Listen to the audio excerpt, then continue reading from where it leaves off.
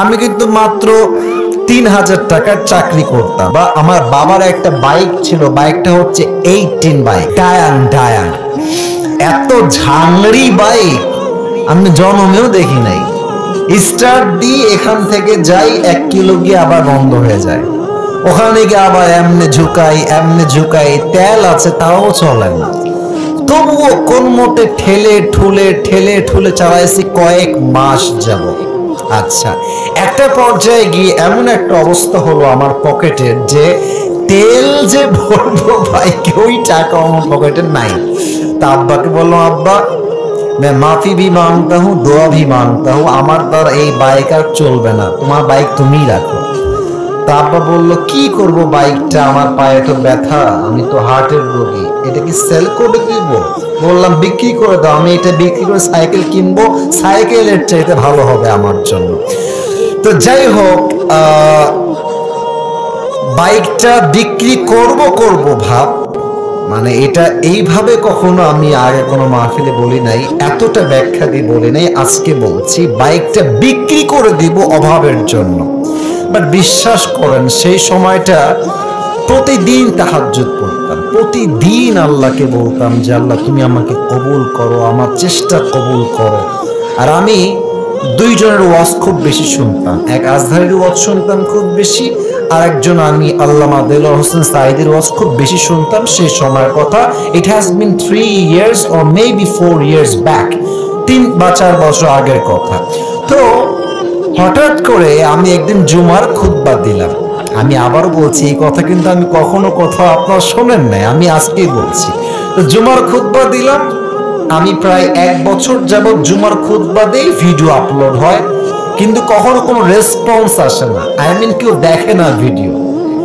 এই 10টা 20টা লাইক পড়ে, 2-1জন কমেন্ট করে, মাশাআল্লাহ, আমি তাতেই খুশি, আলহামদুলিল্লাহ, 2-1জন দেখলে আমার জন্য এনাফ, বা আমার খুশি কারণ হয়ে যাবে।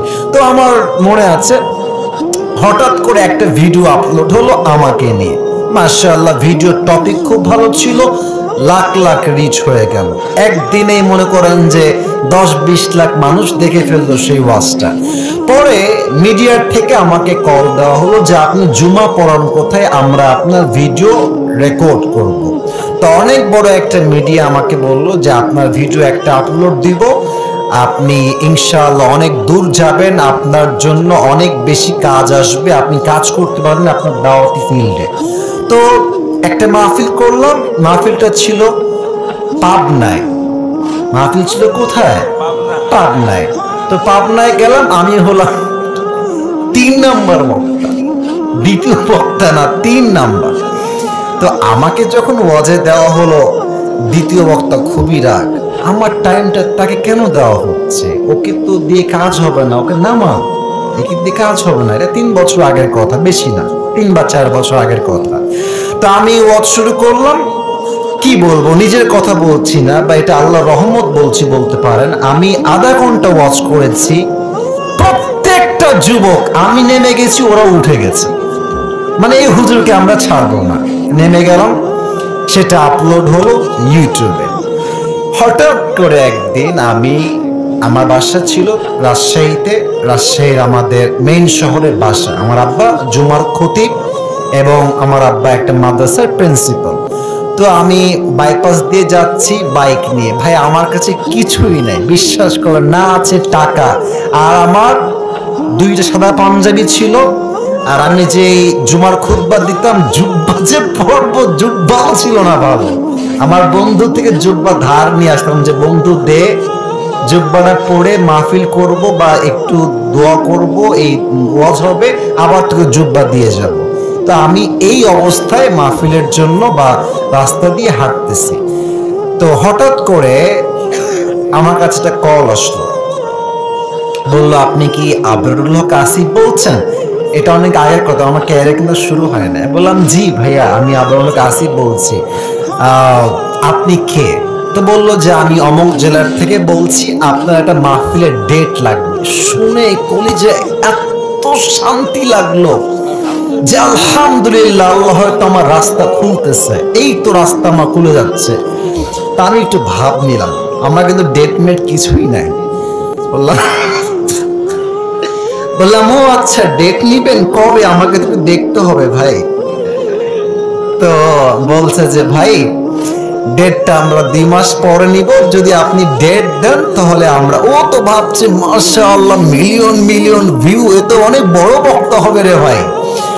তো আমি একটু ভাবতে, আমি বললাম ঠিক আছে, আমি ডায়েরি দেখে আপনাকে বলছি। আমার ডায়েরি কোনো ডেটই নাই। তো যাই হোক, পরে সে বলল যে ভাই ডেট কি আছে, ডেট কি হবে? আমি নিজেই, আমার তো ডেট লাগবে রে ভাই।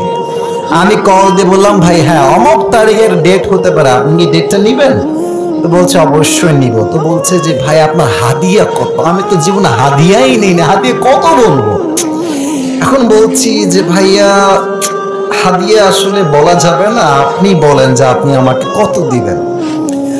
তো আমার বেতন কিন্তু ভাই মাত্র 3000 টাকা, এবং 3000 টাকা এত কম আমার জন্য, বাইকের তেল ভরতে আমার 3000 টাকা শেষ হয়ে যায়, খাবো কি আর পরবো কি। তো আমার ভাই বলছে যে আপনি একটু বললে আমার জন্য খুব ভালো হয়। তা আমি বললাম যে আপনাদের গত বছরে কে আসছিল? বলছে অমুক একজন বক্তা আসলো। কয় টাকা দিয়েছেন? বলছে 20,000 টাকা দিয়েছি। 20, মনে বলছি 20,000 টাকা। আর ওকে বলছি ভাই এটা কোনো টাকা হইলো? আচ্ছা যাই হোক, অনেক কথাবার্তা বলে সে বললো ঠিক আছে, আপনাকে আমরা 25,000 টাকা দিব, গাড়ি ভাড়া সবকিছু মিলিয়ে, খাওয়া দাওয়া মিলিয়ে, থাকা সহ 25,000 টাকা আমি আপনাকে দিব। তো বললাম দিব বললেই তো হবে না ভাইজান, আপনাকে তাকে অ্যাডভান্স করতে হবে, না আমি প্রোগ্রামটা কনফার্ম মনে করব কেমন করে। তো বলছে ঠিক আছে ভাই, আপনি আপনার নাম্বারটা আমাকে দেন, আমি আপনাকে 5,000 টাকা অ্যাডভান্স করছি। আমি বললাম ইয়ার ইয়ে তো মেরি রাস্তা খুল গিয়া মাশাআল্লাহ। তো বলছে ঠিক আছে আমি আপনাকে দিচ্ছি, নাম্বারটা আমাকে পাঠান। তো নাম্বার দিলাম, 3 দিন কোনো খবর নাই। মনটা আবার খারাপ যে আল্লাহ ডেটটা কি তাহলে পাবোই না। তো 3 দিন পরে আবার আমার ভাই কল দিয়ে বলছে প্রিয় ভাই আপনাকে তো আমি টাকা দিব, বাট আমি টাকা তুলতে পারি নাই এলাকার থেকে, তাই টাকাটা দিতে পারি নাই। তো মাশাআল্লাহ সবাই আমাকে টাকা দিয়ে দিয়েছে, আপনার নম্বরে আমি এখনই টাকা পাঠাচ্ছি। তা আমাকে ওই প্রথম মাহফিলের জন্য 5,000 টাকা অ্যাডভান্স দেওয়া হয়, এবং 5,000 টাকায় আমি আমার আব্বা আম্মাকে দিয়ে দিয়েছি। যাও তোমরা নাও। বিশ্বাস করেন ওই যে আমার জার্নি শুরু হলো। আল্লাহু আকবার, কি বলবো। এখন এমন একটা দিন নাই যেই দিন শত শত কল আসে না। আসিফ হুজুরকে লাগবে আপনাদের কি, আমাকে বলে 3 লাখ নিবেন, 2 লাখ নিবেন, 1.5 লাখ নিবেন, কত খালি বলেন না আপনাকে আমরা চাই। আপনি বলবেন হুজুর আপনি এত লম্বা স্টোরি কেন বললেন? 1 ঈমান, 2 হচ্ছে তাকওয়া। এই 2টা থাকলে বান্দার সফলতাকে আটকায় রাখতে পারে না, ঠিক কি না বলে? ওয়ারযুকুহু মিন হাইসু লা ইয়াহতাসিব, তোমার রিজিক আমি এমন জায়গা থেকে দিব তুমি কখনো কল্পনাই করতে পারবে না। আল্লাহু আকবার।